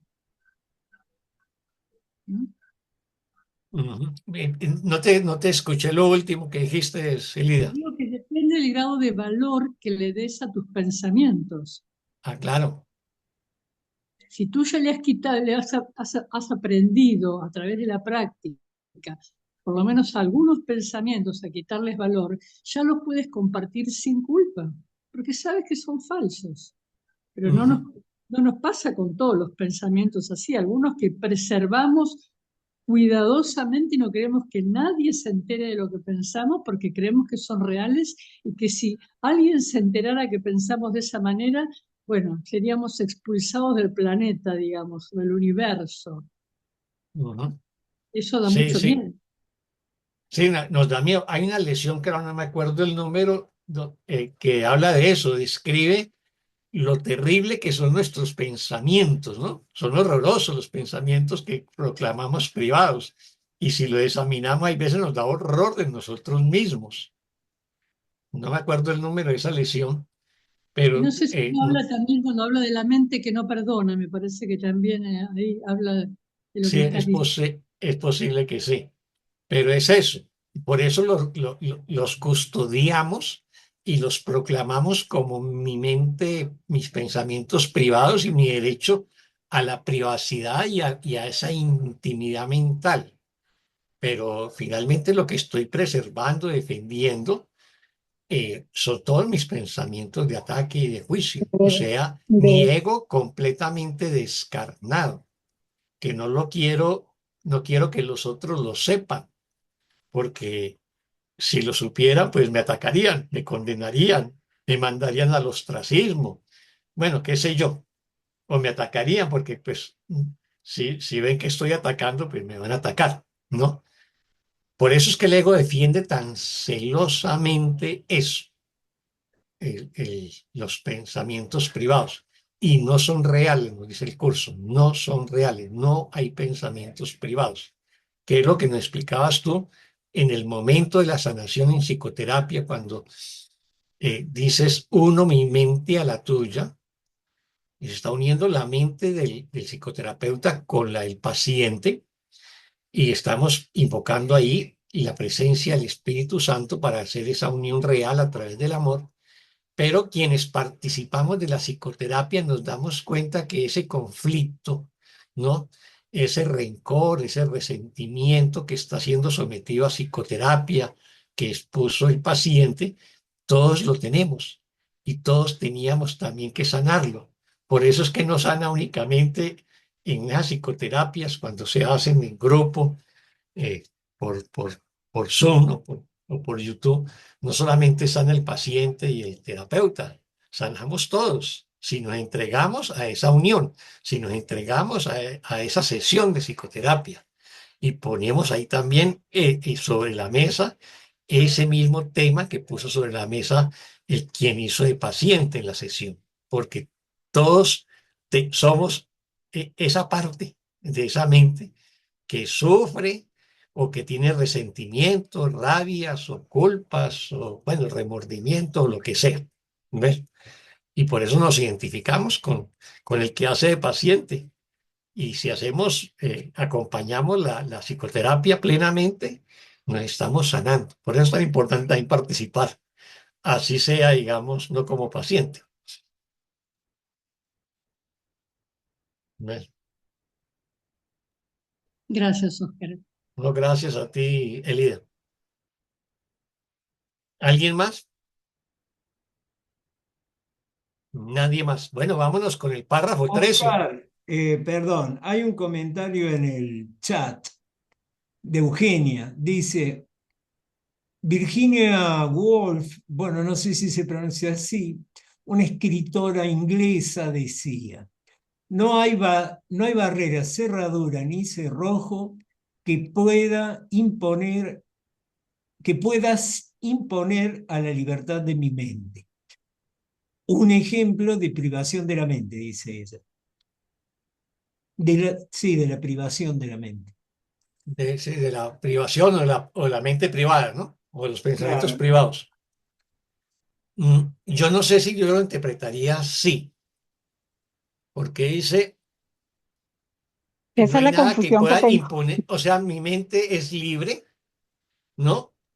Y ella Ah, lo que está proclamando es la libertad de la la mente, libertad, claro. ¿no? Ajá. Entonces, en ese sentido, ella no está proclamando la defensa de sus pensamientos privados, está proclamando la Ok, libertad de la mente, ¿no? ok, Recordemos, hay una lesión eh, entre la lesión 201 y 220 se repite una idea que dice, no soy un cuerpo, soy libre, pues aún soy tal como Dios me creó.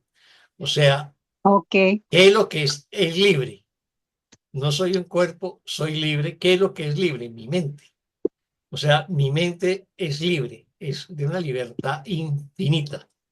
Y por eso, eh, y por eso y por eso no tiene límites, y eso es lo que está diciendo ella. Nada puede limitar a mi mente, Ajá. nada puede Eh, limitar la mente digamos, de un artista, en este caso como escritora, pero también la mente de un pintor, o de cualquier artista, de un músico, simplemente él se despliega. Por eso el arte es una de las posibilidades, es uno de los mecanismos más importantes para trascender el cuerpo. Ya Platón lo decía, que lo hacíamos a través de lo bello, lo justo y lo bueno, ¿no? Y cuando habla de lo bello está refiriéndose al arte, ¿no? Por eso la sensibilidad del artista eh, es tan importante y tiene unas mayores conexiones espirituales los artistas. Tiene una sensibilidad que nos supera a la mayoría de nosotros. a mí me surgió la duda, Oscar. La duda que me surge es porque lo siento un poco ambiguo, porque sí, efectivamente, por eso lo coloqué ahí, porque es nadie puede imponer cerraduras ni cerrojos a mi mente. Entonces hay como una ambigüedad en el sentido de que sí, que está la libertad, ¿verdad? Por ser libre, una mente que es libre, pero cuando ella la coloca a mi mente, entonces ahí es Bueno, donde me surge la ambigüedad, porque es sí, claro, como desde el ego lo propio. consideramos que es mi mente, ¿no? Eso es cierto. Exacto, Pero exacto. vi un programa hace muchos años, no hace poco, hace muchos años vi un programa eh, en televisión de este científico, este físico famoso inglés, que era cuadrapléjico, Hawkins. Eh, él prácticamente fue sufriendo una enfermedad degenerativa y terminó en silla de ruedas. Ni siquiera podía hablar. Y fue uno de los físicos teóricos más importantes y más brillantes que vio el mundo. Y a lo último él se comunicaba en un programa de computadora a través de los ojos, ¿no? Entonces él decía que, bueno, que finalmente terminó con un cuerpo que, que pues no le servía para mayor cosa, ¿no? Con unas limitaciones cada vez mayores. Pero decía, pero en mi mente soy libre. O sea, prácticamente ya no podía moverse, tenía que estar en silla de ruedas, no podía eh, mm, hablar porque tampoco las cuerdas vocales les servían. Y ya finalmente se comunicara por programas de computador y entonces era una voz digital que traducía, digamos. eh, pero desde ahí el hombre era un físico teórico extraordinario y producía sus obras. O sea, y él reconocía, mi mente no tiene límites, ¿no? Mi mente es libre pese al cuerpo, ¿no? Pese a las limitaciones del cuerpo. Lisbeth había levantado la mano. Pues es que ahí no me acuerdo quién escribió que de lo único que puedes ser prisionero es de tus propios pensamientos, o sea, de esa mente. Y Eso está en eso, el curso. ¿verdad? Por allá va. Sí. Sí. Ujú. Eres prisionero de tus propios pensamientos. No eres prisionero de nada ni de nadie. Mm. Así es, Lisette. ¿Alguien más? Bueno, entonces voy a repasar el párrafo 12 porque aquí hay unos temas que creo que es importante que los tengan en cuenta. Yo destaco algunos términos porque son términos que van a estar en todo el curso de milagros, así que no importa que solamente participen en la lección que estamos estudiando, esta sesión, pero si más adelante cogen el curso de milagros, una lección, o cogen el texto y se encuentran con ese término, ya saben qué significa, como les expliqué con el término comunicación. Para el curso solamente comunicación es entre las mentes, no entre los cuerpos. Aquí en el párrafo 12 está la palabra autonomía. Cuando el curso utiliza la palabra autonomía se refiere al ego, a ese movimiento que el ego hace para separarse de Dios. Y entonces lo que hace es proclamar su autonomía frente a Dios. Así que la palabra autonomía está relacionada con el ego, no tiene que ver nada con la mente, ni con el Espíritu Santo, ni con la percepción correcta, como llamaría el curso. Así que nos dice, la ilusión de que el cuerpo goza de autonomía y de que es capaz de superar la soledad es tan solo una estratagema del ego para establecer su propia autonomía. O sea, no es más que una, digamos, un movimiento del ego para proclamar su autonomía. Mientras el ego proclama su autonomía, está proclamando su autonomía respecto a Dios, ¿no? Respecto al amor. Eso es la manera en que se afirma la separación. Mientras creas que estar con otro cuerpo es tener compañía, que es lo que creemos en este mundo, te verás obligado a tratar de reducir a tu hermano a su cuerpo y a confinarlo allí mediante la culpa. Eso es lo que hacemos desde las relaciones especiales.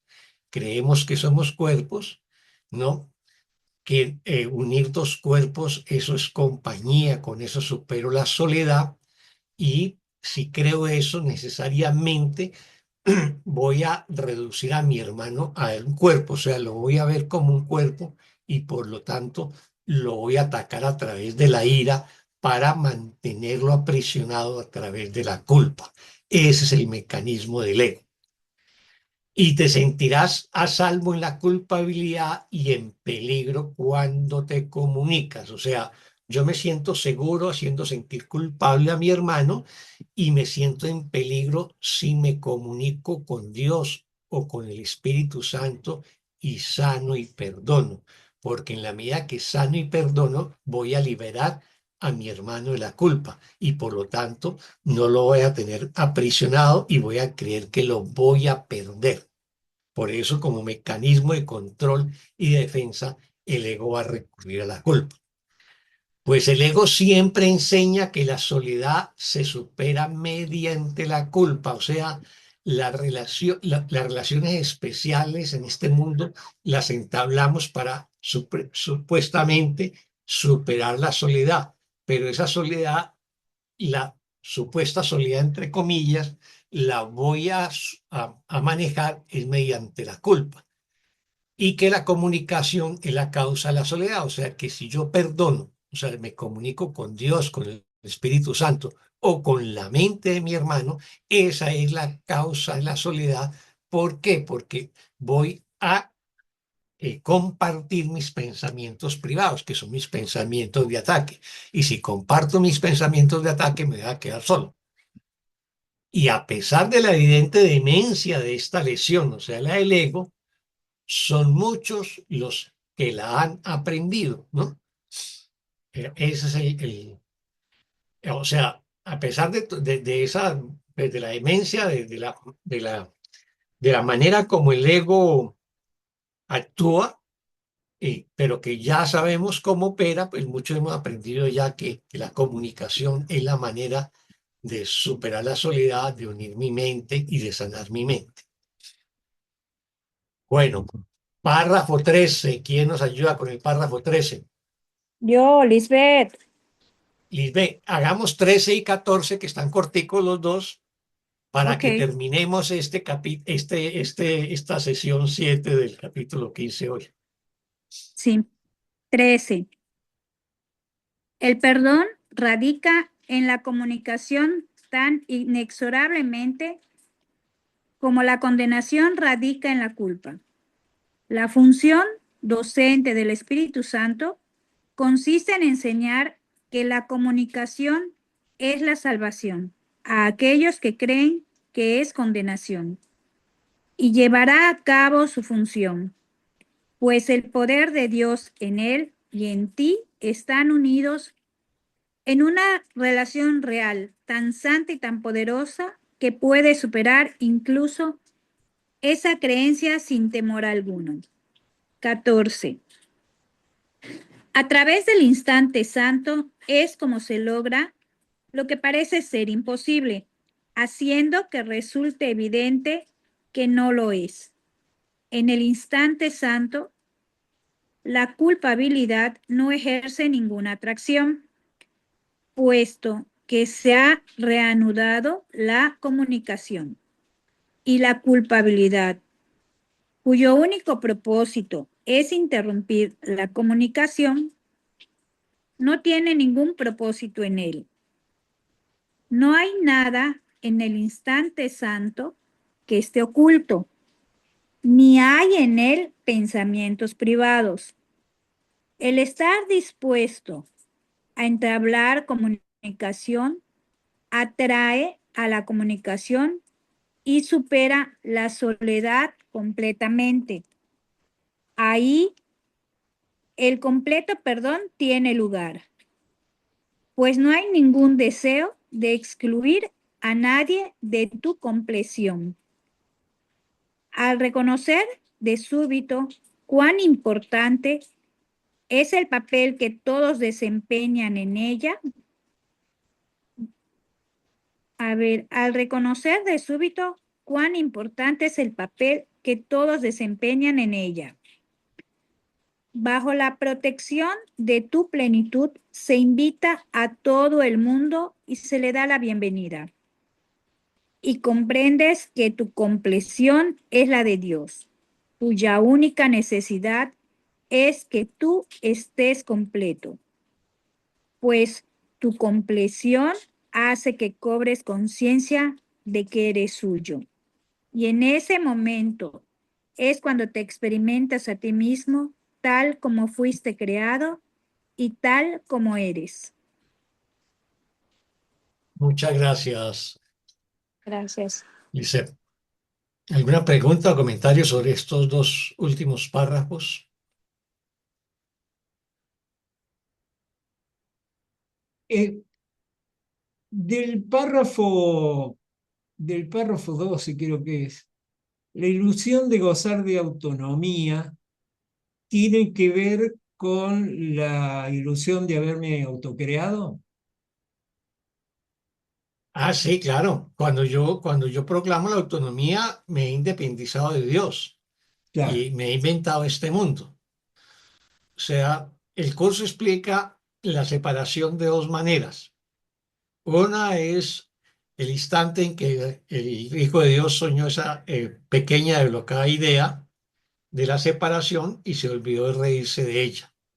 O sea, cuando yo me río de los errores, no le doy realidad. Ujú. Cuando acepto el error, o sea, lo reconozco, le doy realidad. Entonces, como me olvidé de reírme de ese sueño de separación, le di realidad a este mundo. Y la otra manera que lo explica es con la autonomía. Proclamé que era autónomo de Dios. Proclamé que podía crear a Dios y podía crearme a mí mismo y crear a Dios. Ese es el movimiento del ego, la autonomía. ¿Ves? Por Muy eso bien. siempre que el curso habla de autonomía, siempre está refiriendo al ego. Gracias, hermano. Ujú. Bueno, ¿alguien más?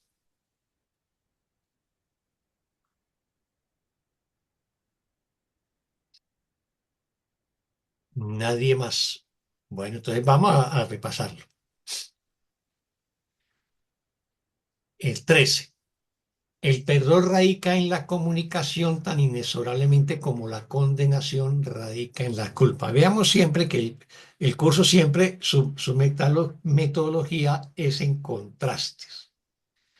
O sea, el perdón y la comunicación son una sola cosa. O sea, cuando yo perdono me estoy comunicando mi mente y la estoy sanando respecto al hermano que en un momento determinado creí que era culpable. O cuando perdono me comunico con el Espíritu Santo y Jesús para poder perdonar.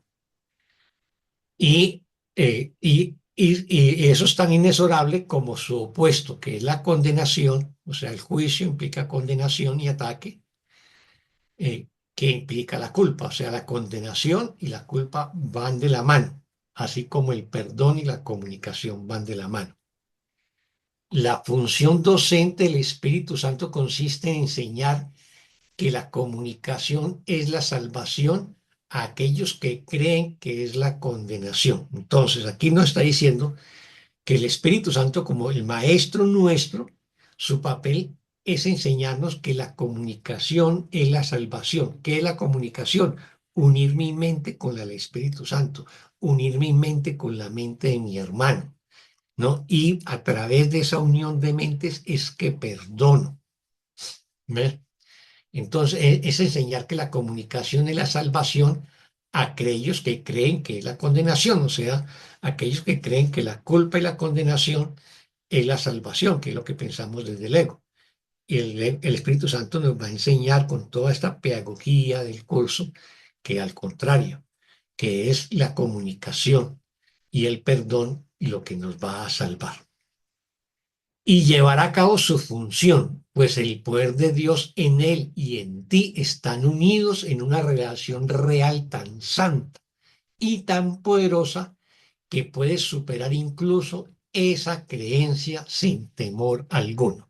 O sea, el Espíritu Santo va a cumplir con esa función de enseñarnos el perdón y la comunicación, y eso va a ser así, pues el poder de Dios está en el Espíritu Santo y están en mí, ¿no? Porque estamos unidos en una relación santa, ¿no? O sea, yo tengo una relación santa con el Espíritu Santo, ¿no? Y el Espíritu Santo emana del poder de Dios. Y por lo tanto, si yo tengo una relación santa con el Espíritu Santo y tengo esa relación santa con el Espíritu Santo, es una relación poderosa. Y esa relación poderosa va a permitir que supere toda creencia falsa, todo temor, toda culpa, todo pensamiento de ataque y condenación o todo pensamiento de separación respecto a mis hermanos o respecto a Dios. Eso es lo que nos quería decir el párrafo 13. Si hay preguntas, también pueden levantar la mano mientras explico el 14. A través del instante santo es como se logra lo que parece ser imposible. O sea, ya el párrafo 14, que es el cierre de este subtítulo 7, nos va a decir que ese mecanismo del ego de la ira y la culpa en nuestras relaciones especiales y que parece que son insolubles, son imposibles de resolver, nos va a decir que las podemos resolver, las podemos sanar a través del instante santo. O sea, a través del instante santo es como se logra lo que parece ser imposible. O sea, superar la separación, superar la culpa, dejar de utilizar la ira como el mecanismo de control sobre mis hermanos, haciendo que resulte evidente que no lo es, o sea, que no es imposible sanar y perdonar. En el instante santo la culpabilidad no ejerce ninguna atracción. Si yo aíslo el instante santo o hago la práctica del instante santo, que es lo que hemos estado estudiando en este capítulo 15, y recordemos los elementos del instante santo, ¿no? Ahí recordémoslo, si no lo voy a recordar enseguida. En el instante santo la culpabilidad no ejerce ninguna atracción, puesto que se ha reanudado la comunicación. ¿Cómo nos define el instante santo el curso? Como la perfecta comunicación, o sea, la comunicación perfecta que yo tengo con Dios, que yo tengo con el Espíritu Santo o que yo tengo con mi hermano. Y este capítulo 15 que hemos estado estudiando el instante santo nos dice que tiene unos 5 o 6 elementos. En primer lugar, desear el instante santo. Si yo lo deseo, lo voy a tener. Si no lo deseo, no lo voy a tener. 2, reconocer mi grandeza, o sea, reconocerme como el perfecto Hijo de Dios y no mi pequeñez como ego. 3, situarme en el momento presente, en el ahora, situarme en silencio, en la quietud. 4, no juzgar. 5, no hacerlo por mi cuenta, o sea, yo deseo el instante santo e invoco la presencia de Jesús o el Espíritu Santo para que esté allí.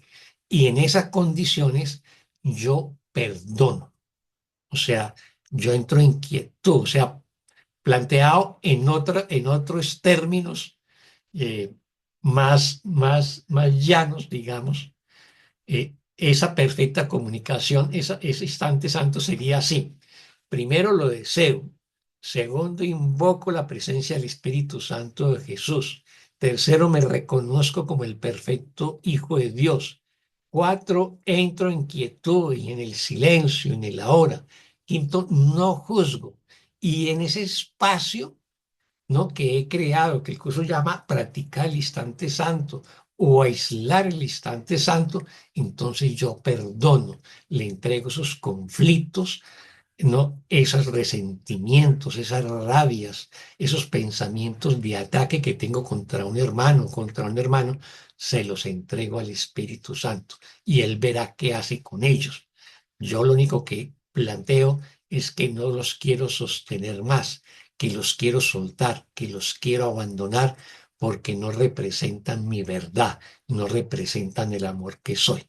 Ese es el instante santo que nos está hablando. Entonces, nos va a decir que en el instante santo la culpabilidad no ejerce ninguna atracción. ¿Por qué? Porque se la estoy entregando al Espíritu Santo. Y la culpabilidad, cuyo único propósito es interrumpir la comunicación, no tiene ningún propósito en él. O sea, dentro del instante santo, en la práctica del instante santo, o ese instante santo que yo he aislado, ahí no hay cabida para la culpabilidad.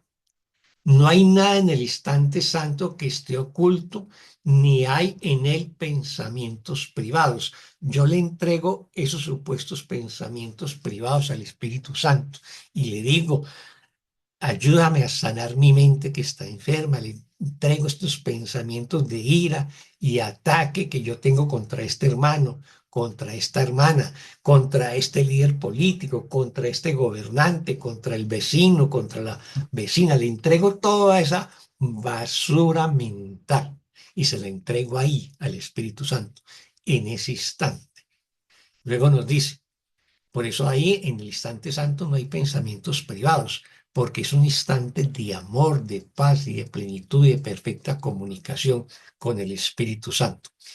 El estar dispuesto a entablar comunicación atrae la comunicación y supera la soledad completamente. O sea, al estar dispuesto yo a entablar la comunicación con el Espíritu Santo o con mi hermano, la comunicación de las dos mentes, voy a traer la comunicación verdadera con mi hermano, con el Espíritu Santo, y por lo tanto el miedo a la soledad desaparece. Ahí el completo perdón tiene lugar, o sea, en el instante santo es donde tiene lugar el verdadero perdón, pues no hay ningún deseo de excluir a nadie de tu complexión, o sea, de tu completud, de sentirte completo, íntegro, ¿no? Porque yo no estoy excluyendo a ningún hermano, no estoy condenando a ningún hermano, no estoy atacando a ningún hermano. Los traigo a mi mente y los abrazo, les doy el abrazo del amor, de la paz, ¿no? De la felicidad, le deseo la misma felicidad que deseo para mí. Al reconocer de súbito cuán importante es el papel que todos desempeñan en ella, porque yo en el instante santo me reconozco como una únicamente, el Hijo de Dios. Y todos esos hermanos y hermanos que veía como cuerpos y como mentes separadas, las voy a reconocer como la única mente, la filiación, la mente del Hijo de Dios que se cree separada. Por eso todos están en el instante santo, no se excluye a nadie bajo la protección de tu plenitud. O sea, yo en el instante santo me reconozco mi grandeza, me reconozco como el Hijo de Dios, pleno, completo, íntegro. Entonces, estoy protegido por mi plenitud. Entonces, bajo la protección de tu plenitud, se invita a todo el mundo y se le da la bienvenida a todo el mundo. O sea, todos mis hermanos son bienvenidos en ese espacio de instante santo que yo he aislado o estoy practicando. Invito a todos mis hermanos y le doy la bienvenida a todos mis hermanos. Y comprendes que tu complexión es la de Dios. O sea, yo comprendo que esa plenitud mía es la misma plenitud de Dios porque soy el Hijo de Dios, cuya única necesidad es que tú estés completo.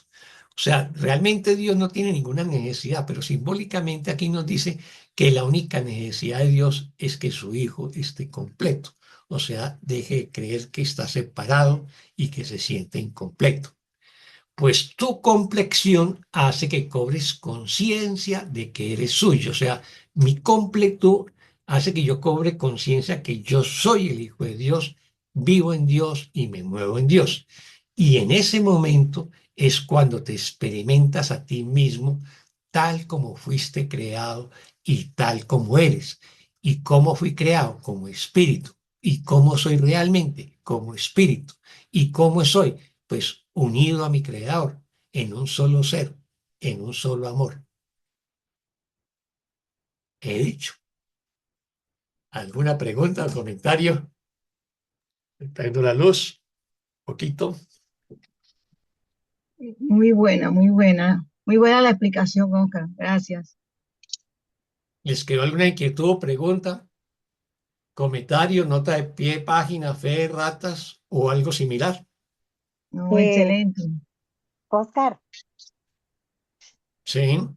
si usted me hiciera el favor de recordarme, es que yo en esa sesión no estuve, de recordarme dónde están los elementos del instante santo, de esos que son Eso en está, en las en las páginas primeras del capítulo 15. En el capítulo 15 va escribiendo el instante santo, entonces va estableciendo en cada sesión un Ajá, tema. ok. Espérate, lo busco en el índice espérate, lo busco en el índice. Lo tengo en el Dame un presente. segundo. Y entonces cada sesión es un elemento del instante santo, ¿no? Ok. Ah, ok. Espérate, entonces dice la grandeza en contraposición a la pequeñez, ¿no? Entonces ese es un elemento del instante santo. De Eh, contraste. Ajá. espérate un momentico, 14. Entonces, en primer lugar, los dos usos del tiempo, que es la introducción, Ajá. el primero entonces dice que el tiempo, pues cómo lo utiliza el ego y cómo lo utiliza el Espíritu Santo, y entonces lo que hacemos con la quietud y el ahora es utilizar el tiempo para sanar y perdonar. Luego nos va a decir qué es lo que es la parte de quietud, silencio y la hora. Luego nos dice el final de las dudas que tiene que ver con eso, de tener la certeza de que estoy guiado por el Espíritu Santo y que no de tener miedo ni duda. Luego el Ok. 3 dice la pequeñez en contraposición a la grandeza, o sea, yo tengo que reconocerme como el perfecto Hijo de Dios, no como un ser, un pecador culpable y merecedor de castigo, que es lo que nos sentimos y lo que nos hace sentir, digamos, toda la cultura pues, del pecado original y el sacrificio, el sufrimiento. Luego nos dice la práctica, el instante santo, en la 4 es cómo practicarlo, cómo Ajá. aislarlo. Y entonces ahí nos dice que nosotros no hemos todavía experimentado el verdadero instante santo. Y ese instante santo verdadero eh, nos lo describe como una experiencia de una luz tan potente, tan brillante, que nos cega los ojos y nos impide ver el mundo. O sea, es Ujú. una luz tal que ya no podemos ver el mundo. Y entonces, ¿a quién vemos? Pues a Dios o al Espíritu Santo, ¿no? Al Espíritu que somos. Qué Eh, hermoso. Llegar luego, ahí.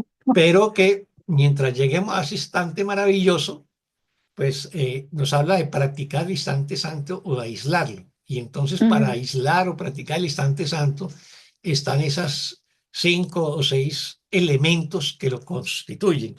¿Ven? De Y acuerdo. así lo vamos sacando del, eh, del texto De hasta cada llegar sesión. hasta donde estamos avanzando, que es el sacrificio necesario. O sea, a De lo acuerdo. largo del texto están esos elementos. Yo De los he acuerdo. resaltado si ves los videos anteriores sobre el capítulo 15, De acuerdo. los vas a encontrar. Y yo intento recordarlos en cada sesión que hacemos porque es muy importante que entendamos qué es el Sí, instante santo. Porque sí. si no entendemos qué es el instante santo, tampoco vamos a entender cómo se practica el perdón. No es que yo voy por la calle y digo, perdono a fulano, perdono a sultano, porque ¿qué? Es una cosa absolutamente mental, Mental. intelectual.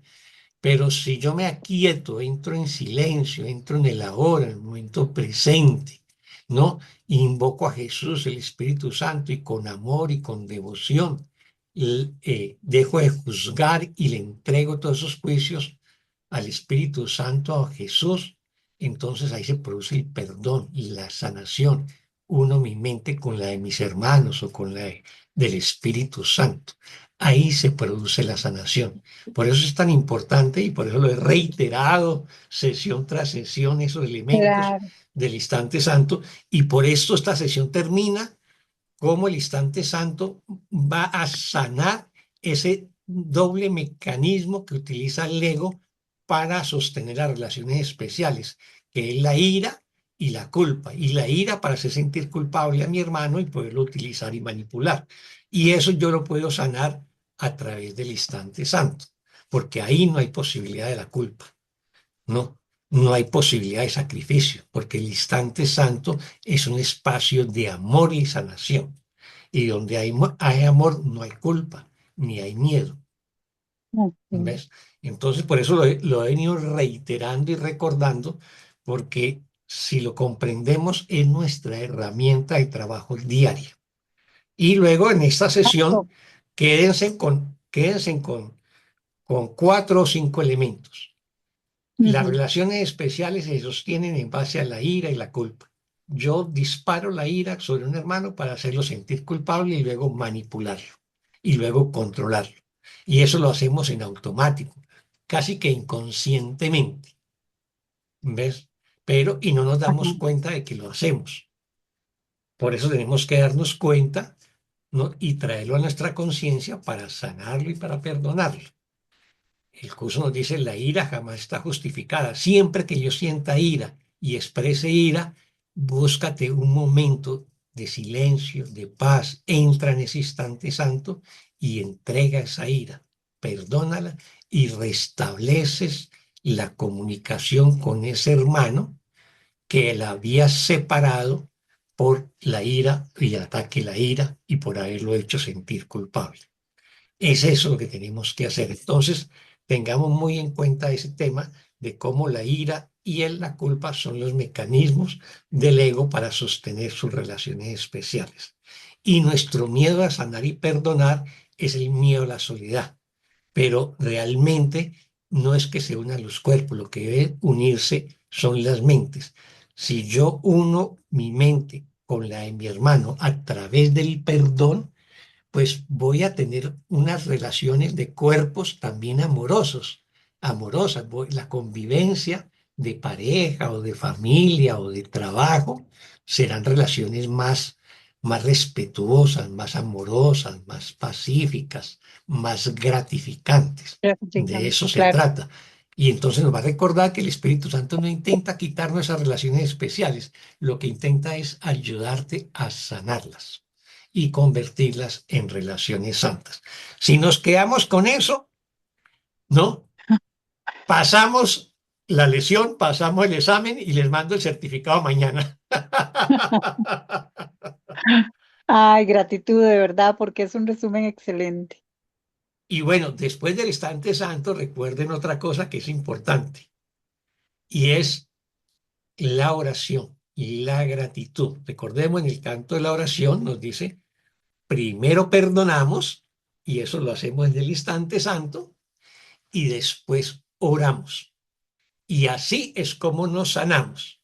O sea, los 3 pasos de la sanación es, primero perdonamos, y lo hacemos en el instante santo, y luego hacemos la oración de la gratitud, le damos gracias a Dios, al Espíritu Santo, a Jesús. Y de esa manera es que nos sanamos. O sea, la sanación es la consecuencia del perdón y la oración de la gratitud.